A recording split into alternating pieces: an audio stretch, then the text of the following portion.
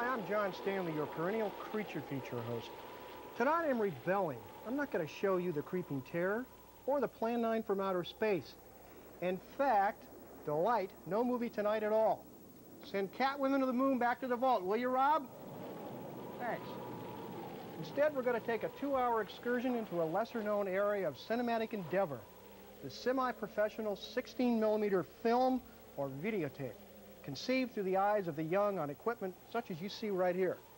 Now, last December, I introduced you to this unusual bunch of Bay Area filmmakers who have been so inspired by recent fantasy movies that they've picked up the camera themselves to produce their own unique visions of science fiction, fantasy, and horror. You know the group I mean, that old clan that I call...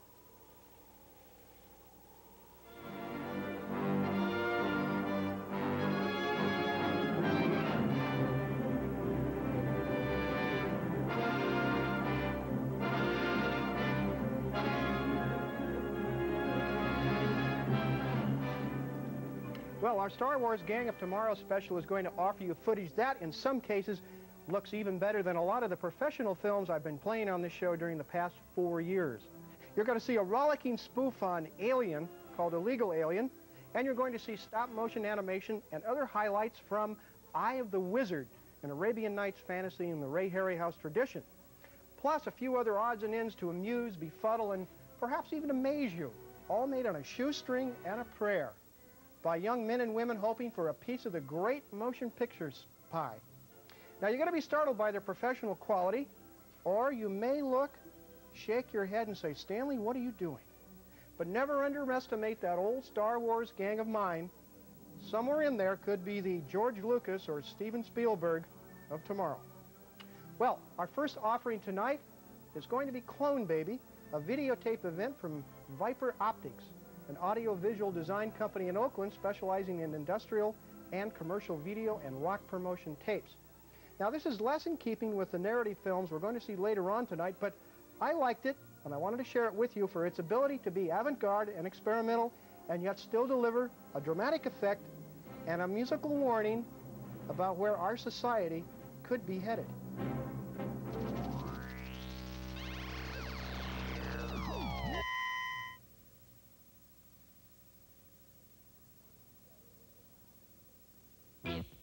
Not long ago, I was spending some time down in the corner grocery line when some news caught my eye.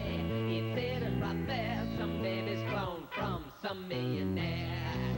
It's a clone, baby.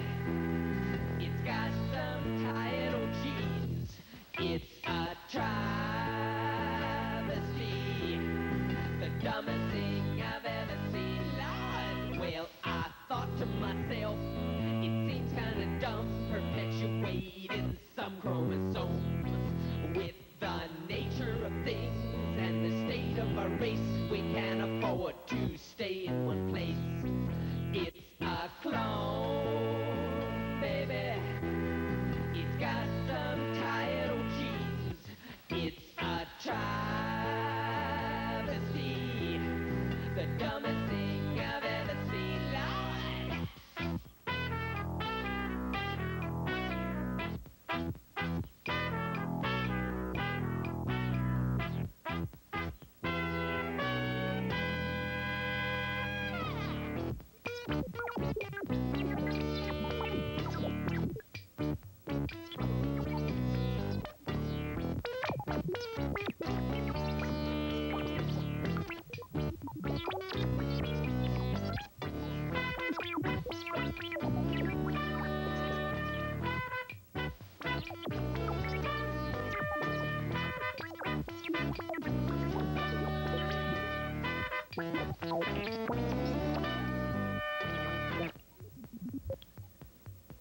I projected the scene. I stood all alone. I was the only person I cloned. With the clones in control, they firmly resolved that our gene pool would never evolve. It's a clone, baby. It's got some tight old genes. It's a travesty, the dumbest thing I've ever seen.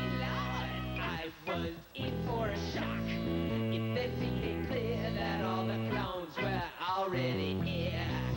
You just look at your minds, it's really a shame, but you are meant to clones all the same. You are clones, babies. Your thoughts are all just the same. You are travesties. You've only your own self to blame, Lord.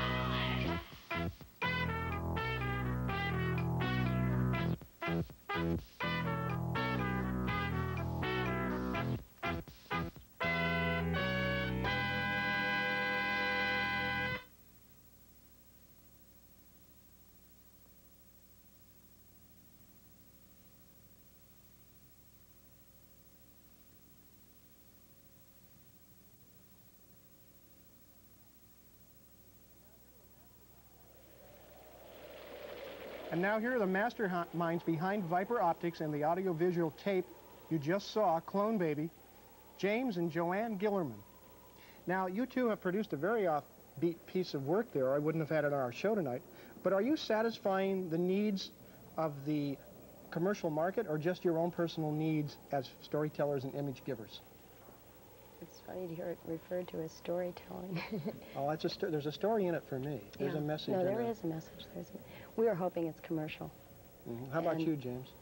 Yeah, I agree with that. We definitely hope it's commercial. I think that's the direction that a lot of the rock promo tapes are moving into, being a little less narrative, not just seeing rock bands playing up on stage, which gets fairly boring after the first or second viewing, but and getting some sort of a storyline in there, even if it's not quite as narrative as maybe some people would want to see. What do each of you individually contribute to a piece like this for Viper Optics? Well, I contribute basically the special effects and the computer graphics. And the video, we are three people. We are James and myself and Jim Whitaker. And the breakdown of it is basically James is the music, and I'm the video, and Jim would be design and camera and lighting. So we sort of, we break up that way. So we should probably talk about it. We all sort of double and brass. Yeah, we sort of do everything. Where do you want to go as individual or collective videotape or filmmakers? You take Well, okay, we would definitely like to make some money with this kind of approach to rock promos. You know, we enjoy doing these kinds of things. We'd like to make a video album, for one thing. And we sort of visualize these as single pieces on sort of working toward a video album. Our current project, we have a half-an-hour project that we're working on that we're trying to sell commercially. That would be essentially eight interrelated rock songs. Well, if there's anybody out there who would like to get a hold of you, the name is Viper Optics, and the address is 950 61st Street, Oakland, California, and the hotline number to call, all of our numbers are hotlines on this show, Joanne, is 654-2880. Right. Okay? So anybody out there interested, get a hold of Joanne or James Gillerman. Where do you two go from here? What's your next project? What do you have in the works right now? Our next project is the eight songs that go together as a whole side of an album, which is what he was referring to. I see. And we've started working on, we've almost finished the script of it, and we've almost finished the soundtrack. Too. Do each of you harbor ambitions to get into film and become filmmakers one day?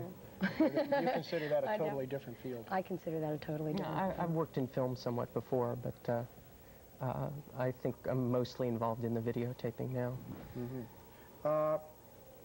Each of you, from your own point of view, what should videotape or film achieve? What should be its goal? I think strong visuals and communication, both. How about you, James? I think I'm a little bit more of a narrative element than either Joanne or Jim Whitaker. Speaking of narrative, in a moment when I return, we're going to take you all into deep space where a freighter from Earth is about to undergo a strange encounter with, well, you won't believe your eyes when you see this masterful $15,000 film from Gregory Keller.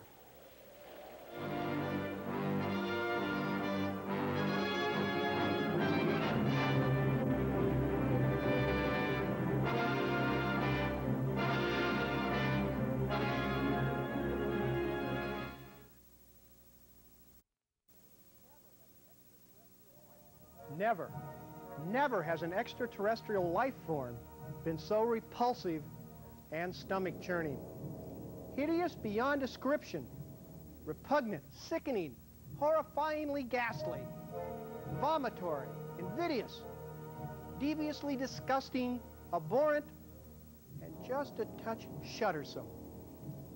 In short, not very cute. I refer, of course, to that scourge of the spaceways, Alien. Now, that movie made a fortune back in 1979, and the producers were screaming all the way to the bank. Now, in 1983, along comes a Bay Area filmmaker, Gregory Keller, who hopes to be laughing all the way to the bank with his parody, Illegal Alien. So, here it is, a film that ranks with Ernie Vasilius' Hardware Wars for sinned-up lampoonery, a film that might, well, guffaw you to death. But don't forget, in space, no one can hear you laugh.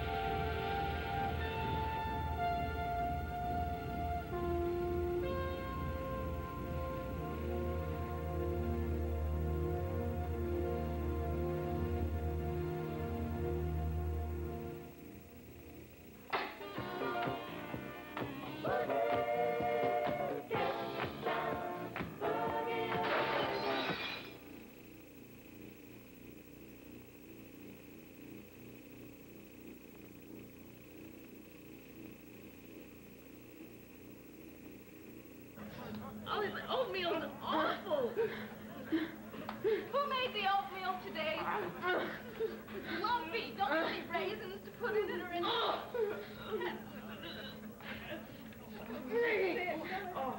Hey, man. What about this bonus been coming down, man? The bonus situation has never been on an equitable basis. Relax, carbon units. You'll get what's coming to you.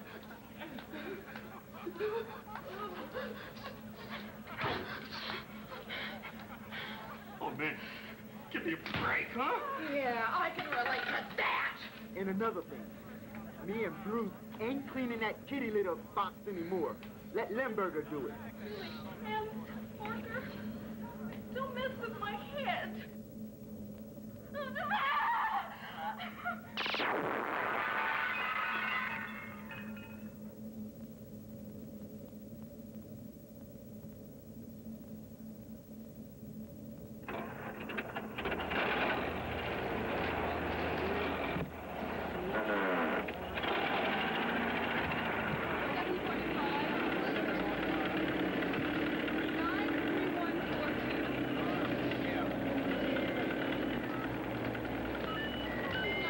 They might show a leak in reactor number 3. You want to give it a check? Oh, don't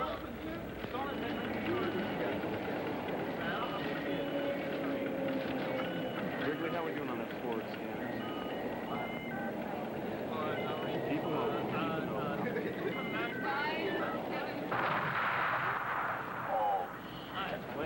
No, you better have something good. I got a good hand. What you have? What you bet?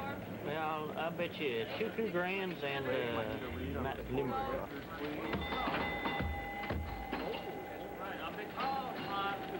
I got 5 Cougar Range, 10 Cougar Range.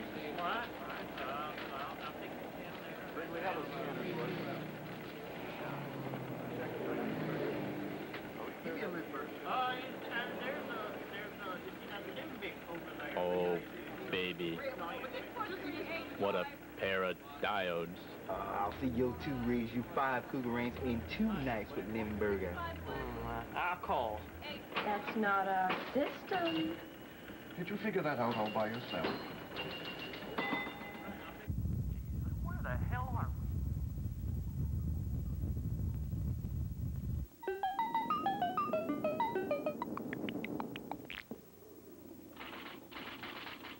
Good morning, Mom. I'm not your son, Mom.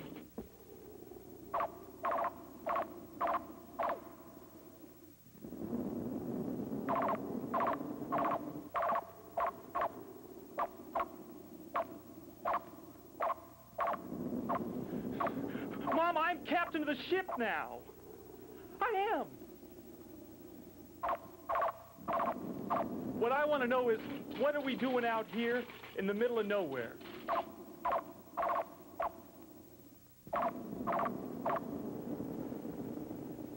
Oh, hey, thanks a lot, huh?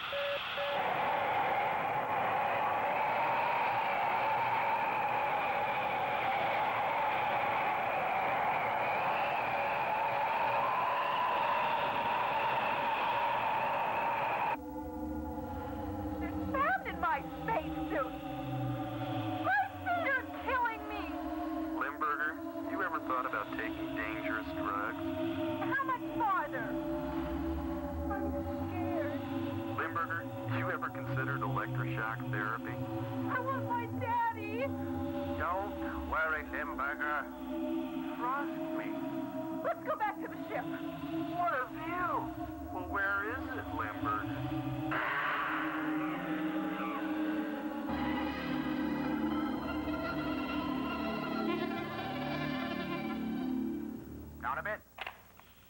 A bit more. Hold it. You okay down there? God, it's like the bloody Arctic down here. Hey, Lame, you see anything down there? Hey, how's it going down there, Lame, buddy? Wait a minute. There's something unnatural over there. I sense impending doom. What's going on down there? Can you hear me?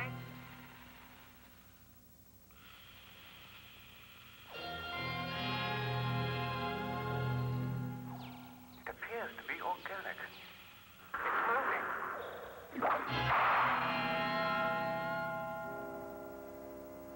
My God, what happened to him? Disgusting. I told you guys not to bring him back on ship. Phew, this guy wrote the book on ugly. Pathetic.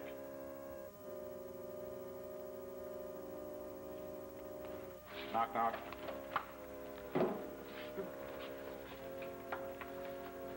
Knock, knock. What do you think, Ash? I don't know, but you're not going to get me to clean up this mess. What flavor is it? Wrigley, remove the helmet. Right.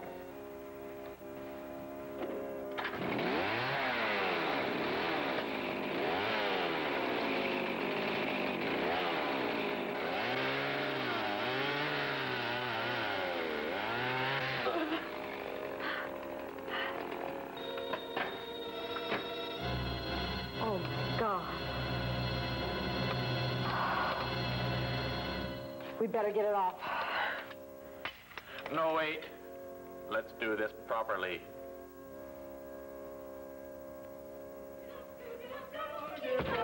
Cook it up now. Gonna get love free. Cook it up, cook it up. Gonna get love free. Cook it up, cook it up, cook it up. Cook it up, cook it up, cook it up. What a loser. Cook it up.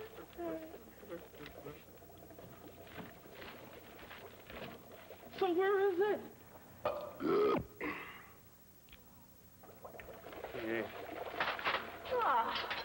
Well, now that I've been made a member of the crew, the FCC insists that we pause in the middle of Illegal Alien to bring you a few terrifying themes of our own, such as commercial messages. Remember, during a TV commercial, the sponsor cannot hear you scream. So go right ahead, shout your lungs out.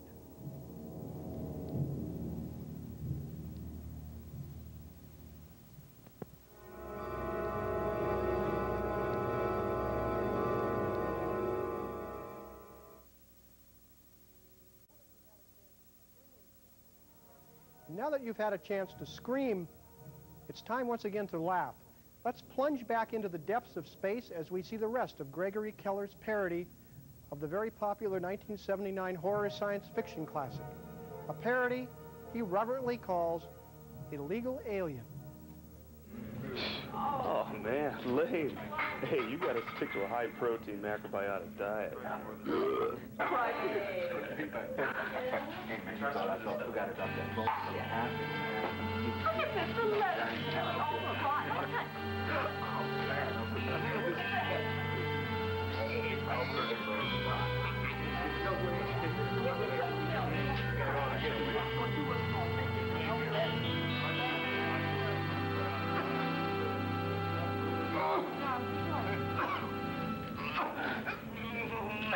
That's it.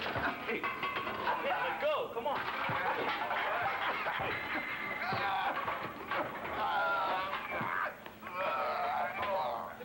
Man, you killed my apple. All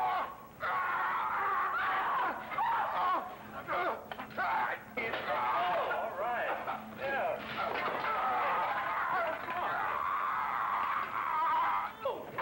Come on, you better let go.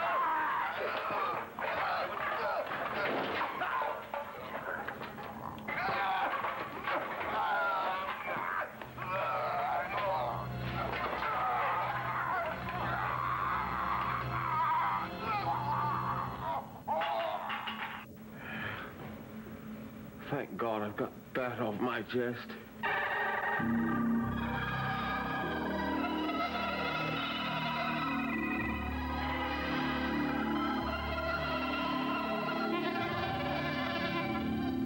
Here, kitty, kitty, kitty. Damn cat.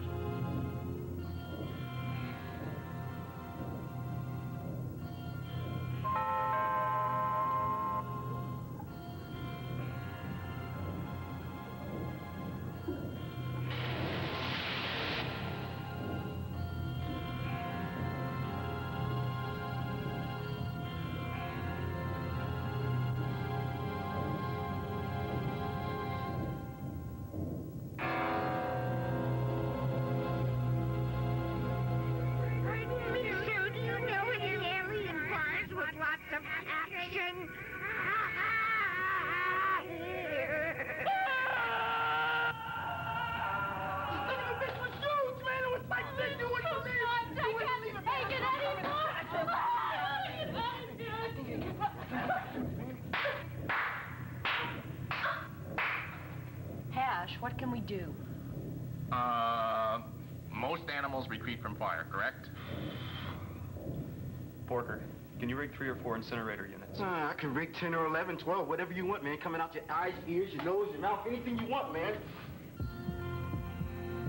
I'm proceeding to the 3rd junction. Limburger, have you got a fix on it yet?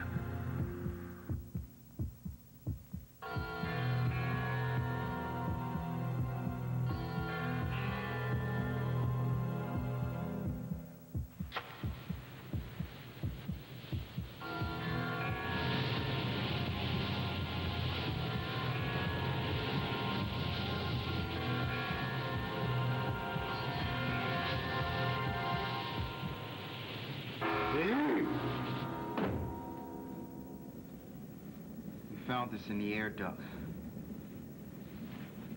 This is all that was left of him.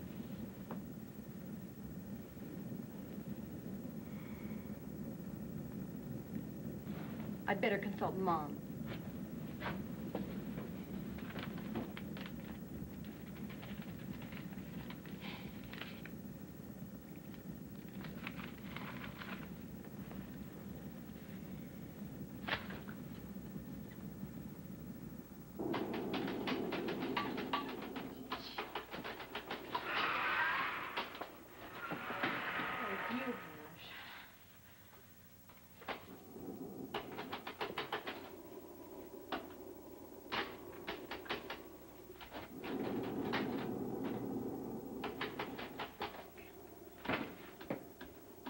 What's your sign, baby? Where have you been all my life? Ooh.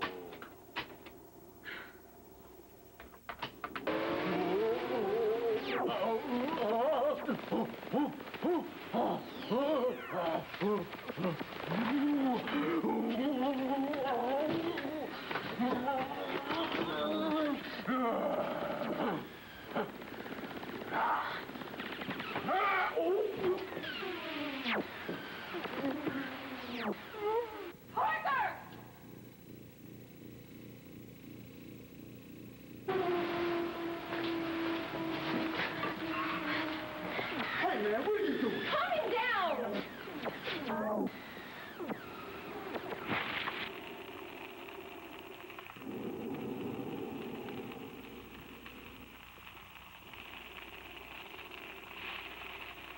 My God, he's a robot.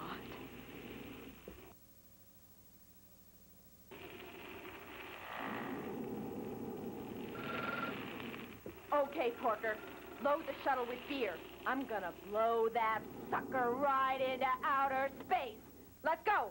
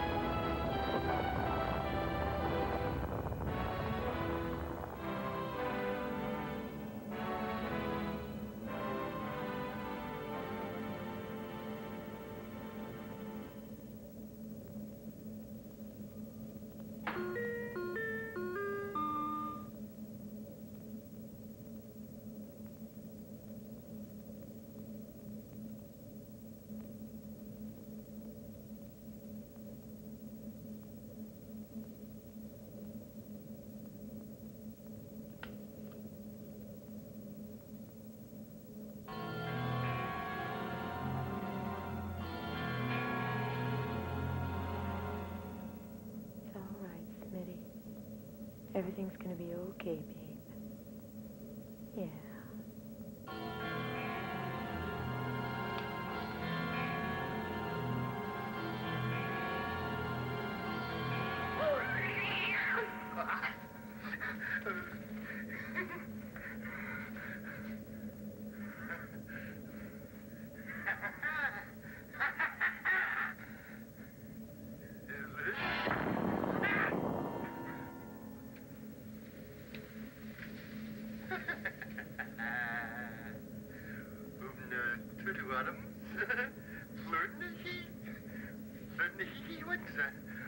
can do.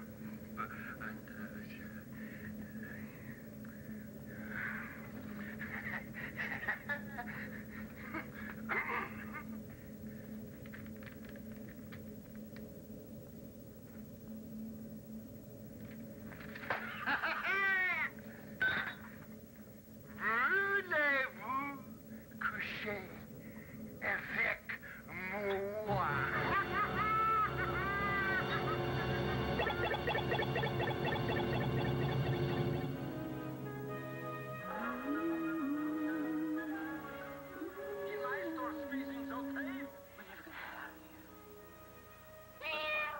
Honey, could you put the cat out?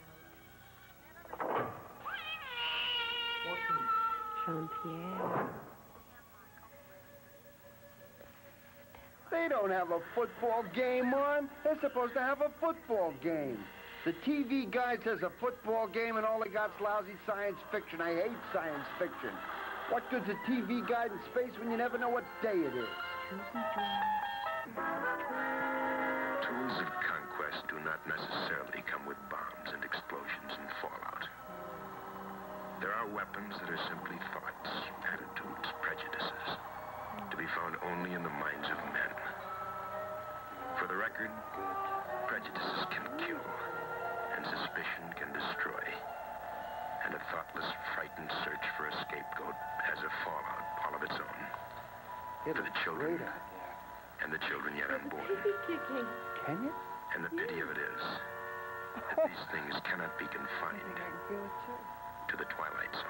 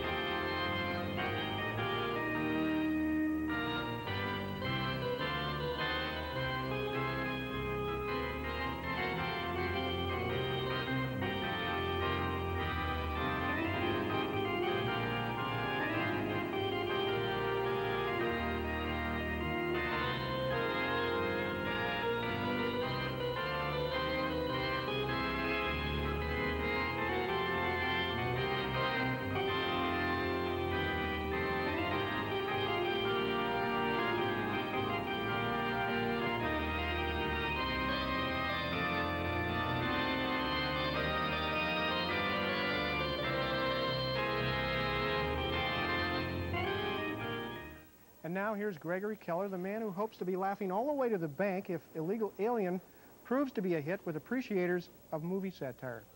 Gregory, when were you first hit in the face with the idea to do a spoof of Alien? About 2 minutes after I saw the film.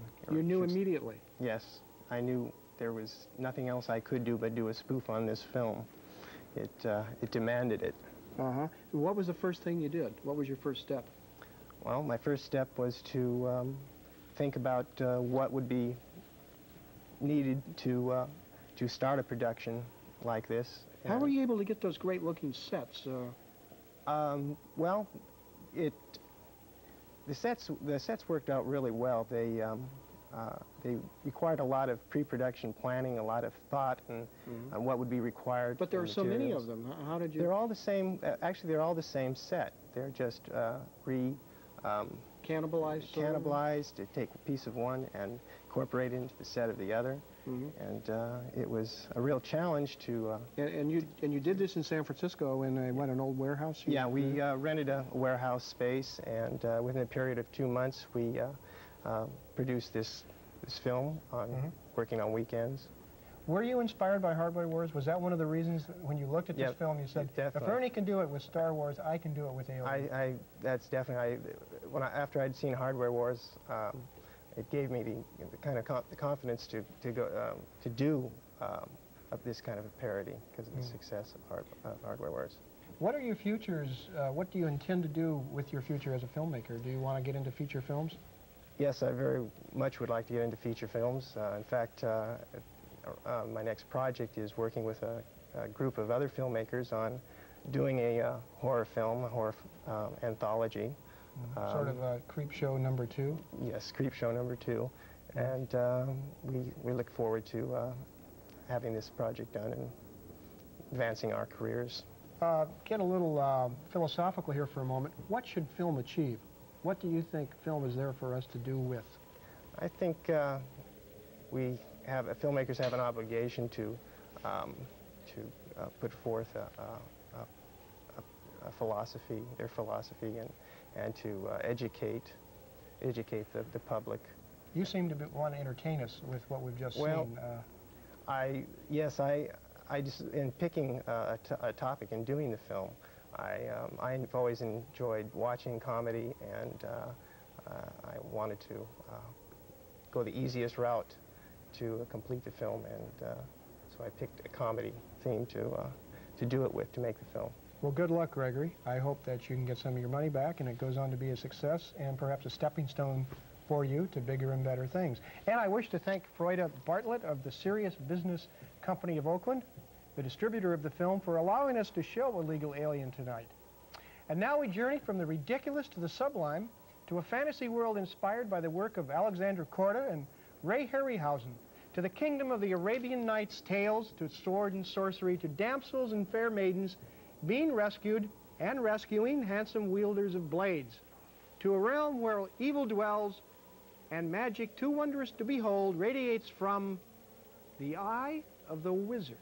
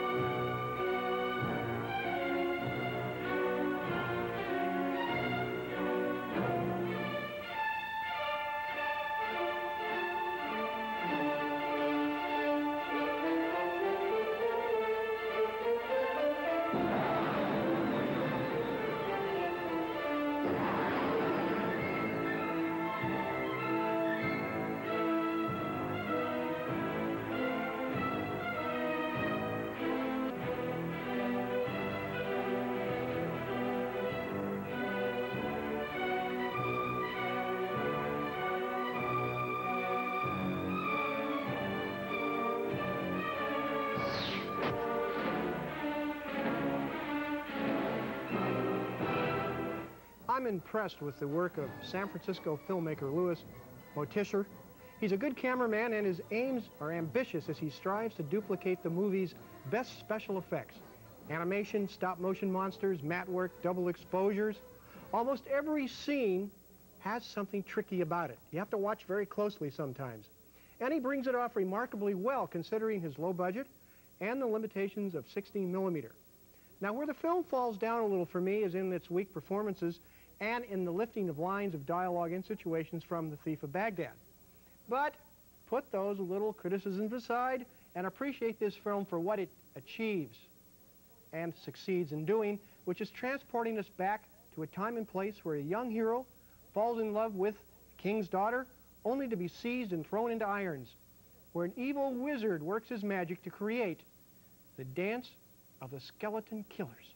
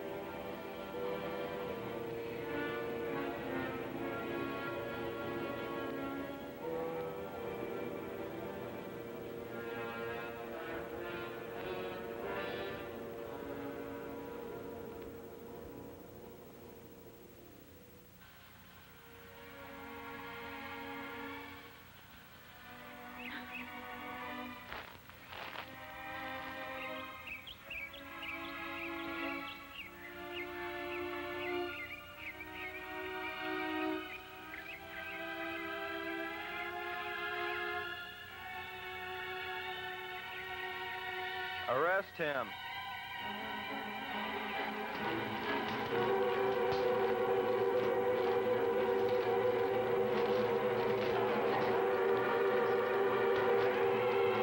He will be executed in the morning.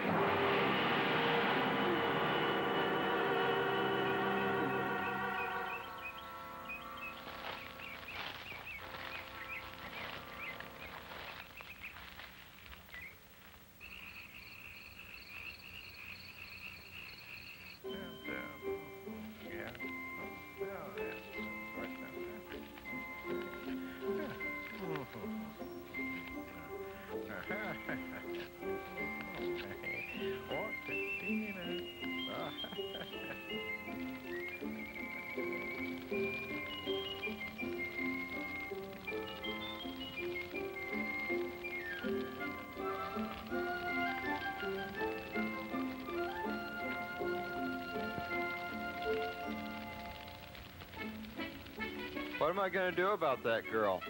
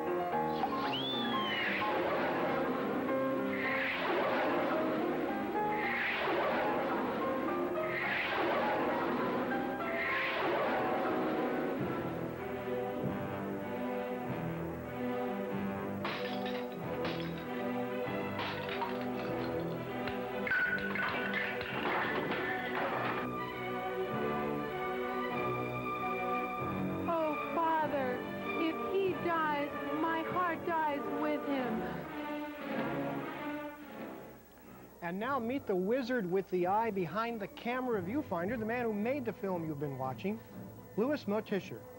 Lou, What you're trying to achieve in the Eye of the Wizard is extremely tough because you're working with very little money.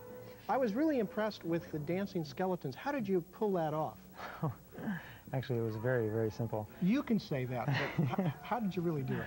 Well, in the long shot, the small skeletons are these very tiny 10-cent rubber skeletons that I got at a toy shop on Mission Street. But they look so effective in the film, and of course, the way you've got them with the green effect and everything. Yeah, it was actually, they were just puppeted by a person wearing a black glove. It's that simple. Yes, it was very simple. I guess sometimes the best effect is perhaps achieved in the simplest way. Maybe. I don't know. I thought there were some great effects in Illegal Alien and that. Yeah. Where did you photograph Eye of the Wizard? Oh, it was all in local locations in San Francisco and in Berkeley. In other words, you went to various locations and just pieced together your story. Yes. By carefully selecting your camera angles and blocking out the freeways and TV sets. Mm-hmm. There are some great locations around here in Golden Gate Park and Fort Point and the cemetery out in Colma, and you can make quite a good fantasy film background from it, I think. How much did Eye of the Wizard cost you totally? Well, it probably cost about $3,000. It was, and the only thing really that I had to pay for is like film stock and processing and making a print at a lab. Now, I always thought that special effects were expensive to do. And you have a lot of mat work. We're going to see a better example of that a little later, where a young man does battle with a monster, and it's like a sequence right out of a Ray Harryhausen film. Yeah, sort of, if you sort of blur your eyes a little bit. What are your aspirations as a filmmaker? Do you want to be a feature filmmaker? Yeah, well, yeah, who doesn't? Yeah. Yes, I would. It's a pipe dream right now. And you seem to be hesitant about that. Why are you hesitant? Well, because I mean, I can barely do this interview, let alone actually direct real actors or well, a crew. I think you're doing pretty well so far. Oh, well, thanks. What are you doing next? What are you going to do to follow up Eye of the Wizard? Well, I've been thinking of doing in the sort of Hollywood tradition, doing a sequel, Eye of the Wizard Part 2, or The Wizard's Good Eye, perhaps. I don't know. Yeah, work a little more with the actors, I think. I think you have your camera effects down very well, and you know your camera angles. You certainly know how to use locations. Let me ask you again a question on a higher plane than we usually ask on creature features. In your opinion, what should film achieve? What should be its purpose? Art, entertainment? Well, how do you see it? Personally, I guess I see it, yeah, art and entertainment both. I like it as a tool for those uses, and I've never been real interested in, propagandistic uses or even so much just informational uses. I mean, I know that that's a large territory but what I personally am interested in is sort of Hollywood escapism. And, well, you certainly have captured that in Eye of the Wizard. And when I return, we're going to see more scenes from Eye of the Wizard as our young hero finds himself in mortal combat against a strange creature of the forest and meets 3 horsemen who come to his aid.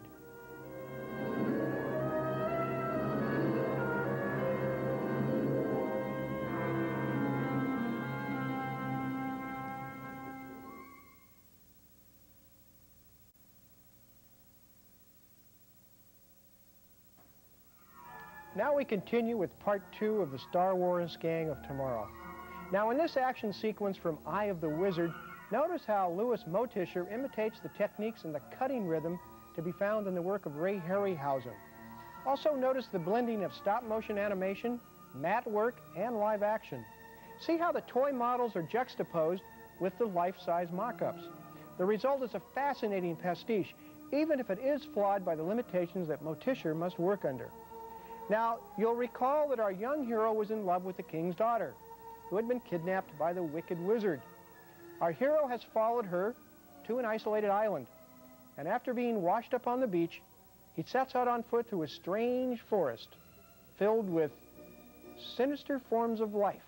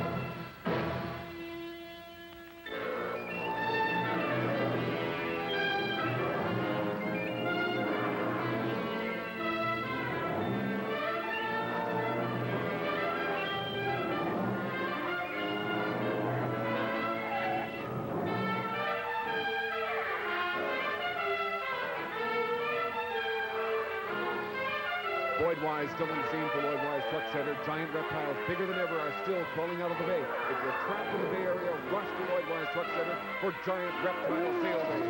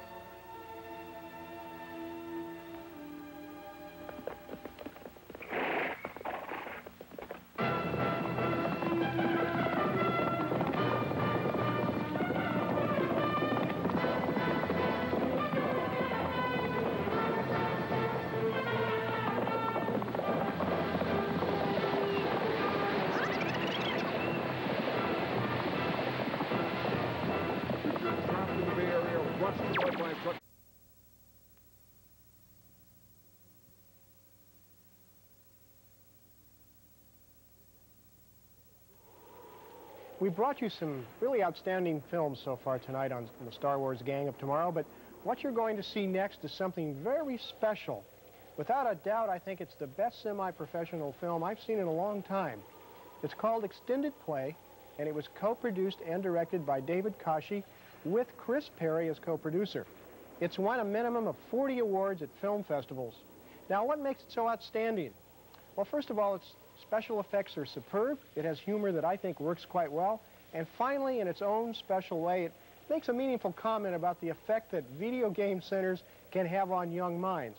Well, now, wait a minute. Maybe I'm reading too much into that. Why don't we just take a look at the film, and then when I return, I'll introduce you to the two young men who masterminded this mini masterpiece.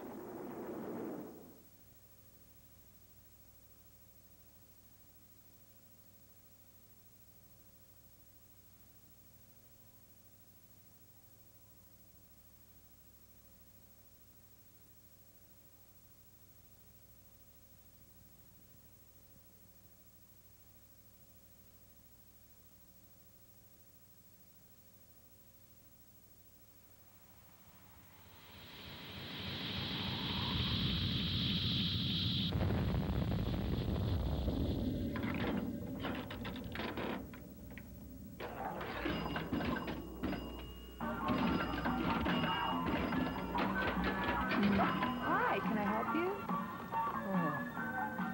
Sir? Oh, peaches and cream on our sugar cone, please.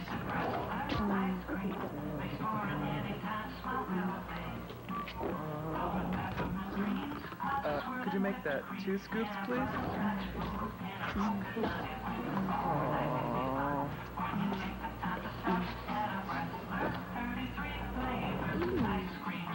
Be 95 cents, please.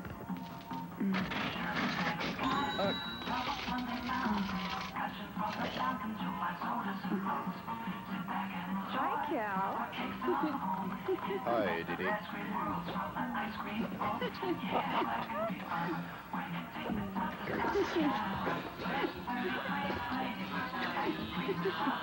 Excuse me, sir. Would you like a free book? Or a donation, of course.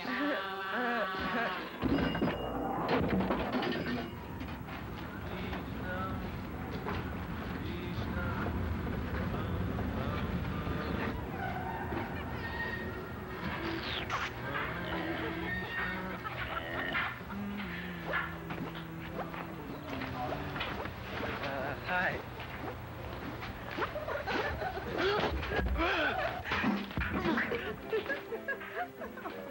Oh. What a nerd.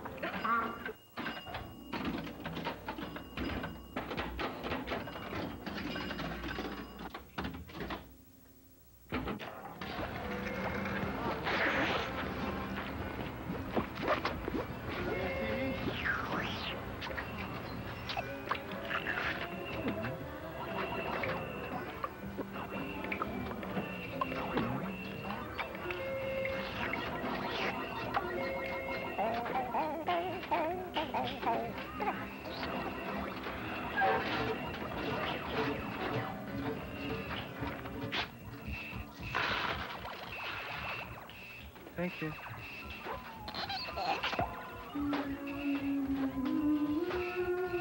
Oh. Oh.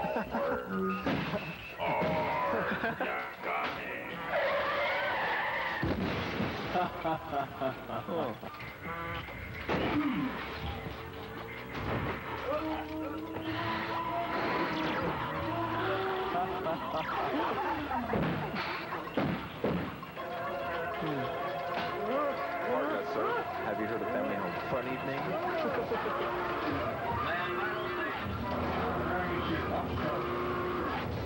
Bearing, mark, set, shoot,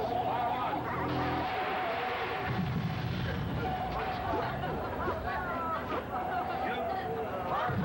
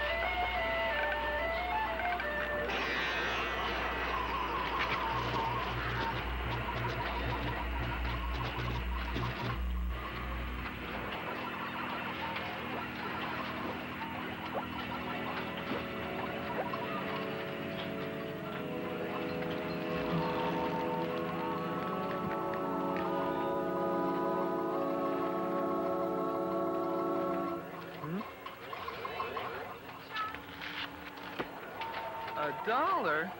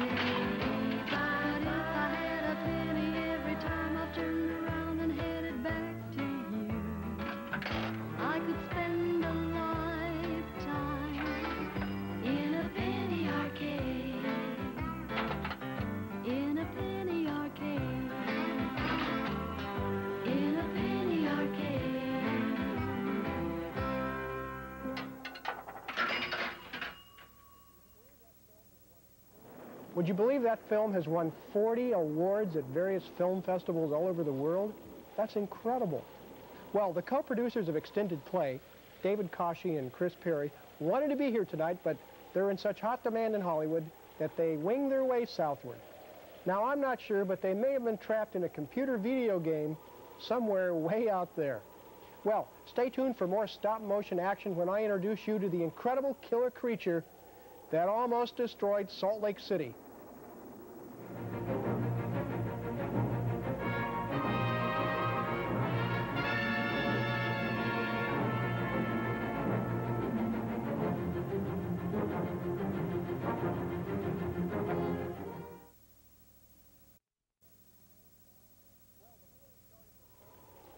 Well, the man who started this whole Star Wars Gang of Tomorrow, Eat Your Heart Out, George Lucas thing is Ernie Vasilius, the inspired genius who gave us the finest movie parody of all time, Hardware Wars. Ernie also made Pork Lips Now, the takeoff of Apocalypse Now. I thought it might be fun tonight if we presented a seldom-seen film of Ernie's, something that lasts only 3 minutes, but which packs a lot of wallop into that brief time. Here it is, my favorite Ernie Vasilius film, Hurts to Be in Love.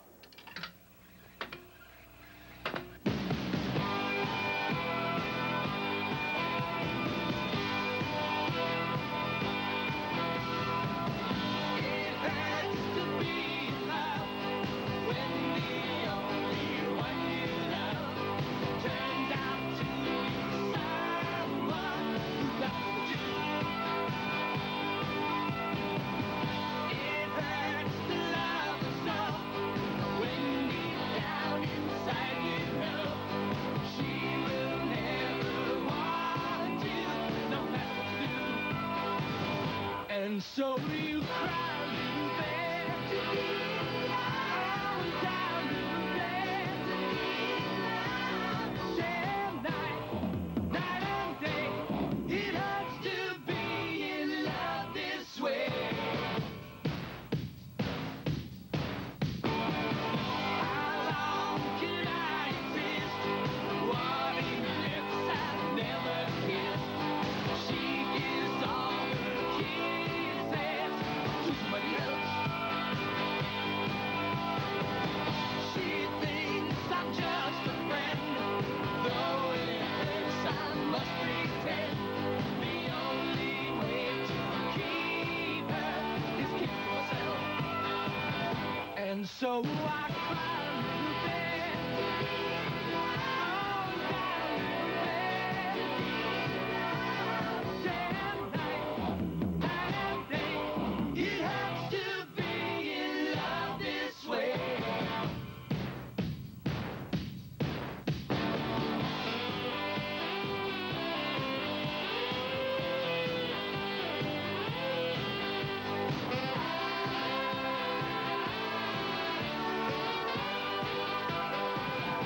And so I cry a little bit, oh, down a little bit, day and night, night and day. It hurts to be in love this way. It hurts to be in love, day and night, night and day. It hurts to be in love, night and day, day and night. It hurts to be in love, day and night, night and day. It hurts to be in love, night and day, day and night. It hurts to be in love, day and night, night and day. It hurts to be. Well, that almost beats out Hardware Wars. Earlier tonight, we saw some very good stop-motion work by Louis Motisher in The Eye of the Wizard. Now let's take a look at another imitator of Ray Harryhausen, Mike Cassidy, who a few years ago made the giant brine shrimp. We don't have time to play the entire film, but I thought we'd highlight these few minutes as the incredible monster is on the loose in Salt Lake City, where this little film was made.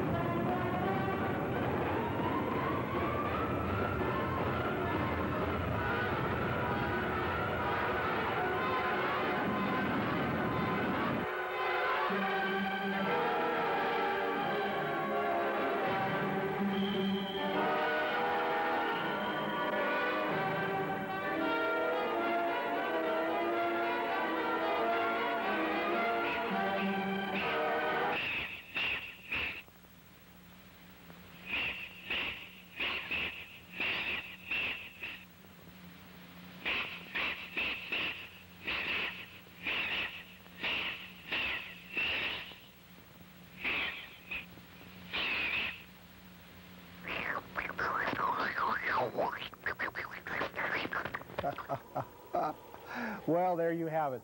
Clone Babies, Illegal Alien, Eye of the Wizard, I Was a Teenage Alien, extended play. Just some of the examples of what Bay Area filmmakers are up to these days and nights, imposing their fantasy images on celluloid for the greater glory of cinema. Well, a commendable bunch of hardworking young people with visions of going on to great success in movies and TV. It's a tough business in which only a handful survive or ever make a reputation. Will these young people make it? Well, some will and some won't. I hope that by exposing their films tonight, I've given some of them inspiration, maybe a push in the right direction, maybe giving them the impetus to aspire to even greater heights. They'll have to get out there and fight the barracudas and sharks. The water will get bloody. Chewed off stumps will result. But out of it, I think some of the filmmakers that we've met tonight will survive and will succeed. I wish them the greatest luck that I could wish anybody. They're going to need it.